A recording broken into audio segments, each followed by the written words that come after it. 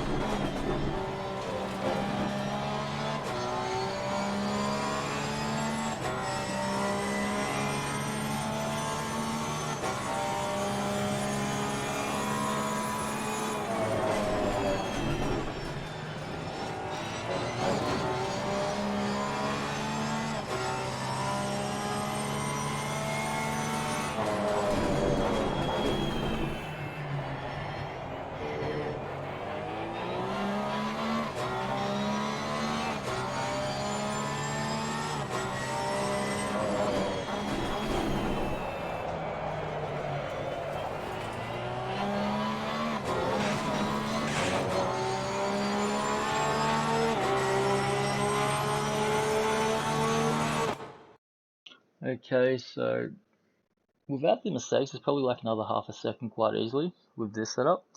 But as you can see, that last hairpin just got destroyed.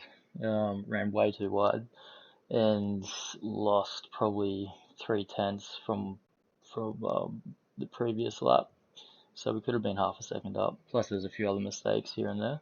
But I'll show you through the setup now.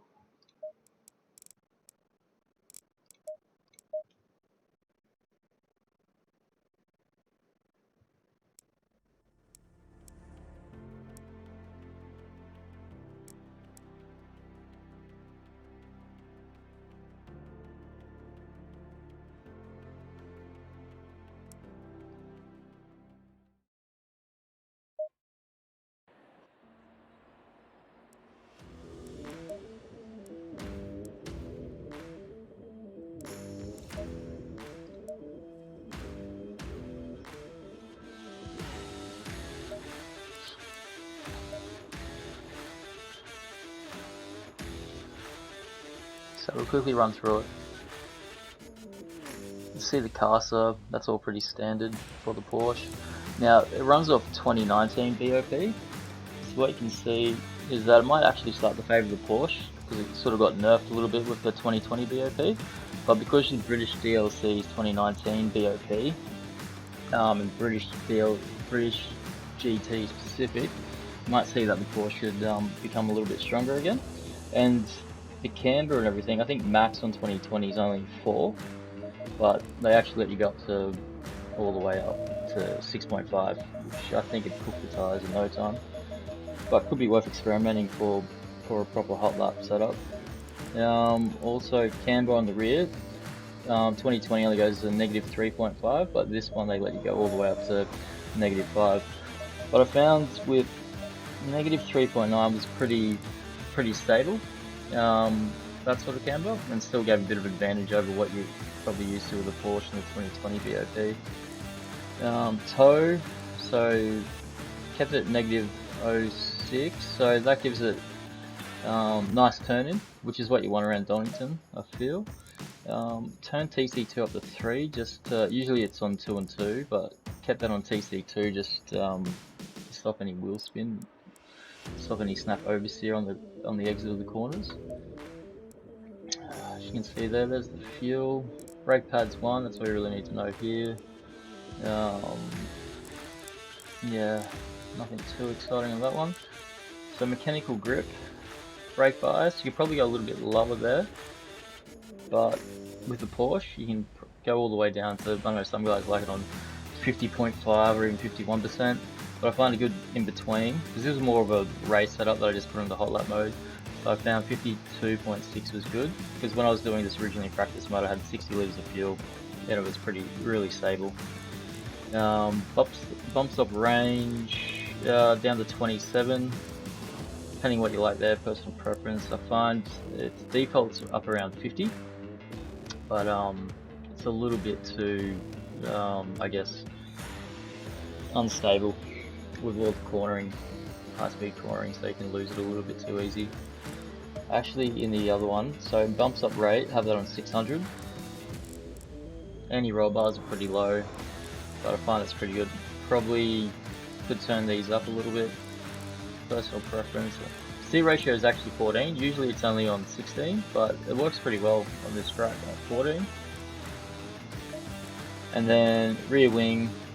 Sorry, go back to dampers. Dampers, pretty standard there. Once you get a bit more time, probably start playing with mode tech, trying to get those nice graphs. Ride height, so I put that up a little bit just to try and get better turn in. And I felt with putting the rear wing to 11, it was still really stable.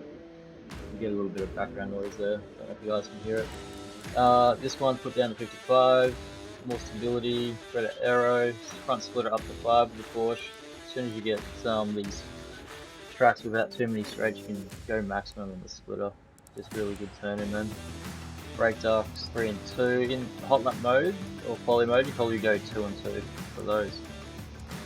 But yeah, that's it. It's a quick little Hotlap lap guide of Donington. Easily another half a second in it, but yeah, let me know what you guys think in the comments, sharing ideas on setups, and all the best. Get back to racing. Cheers.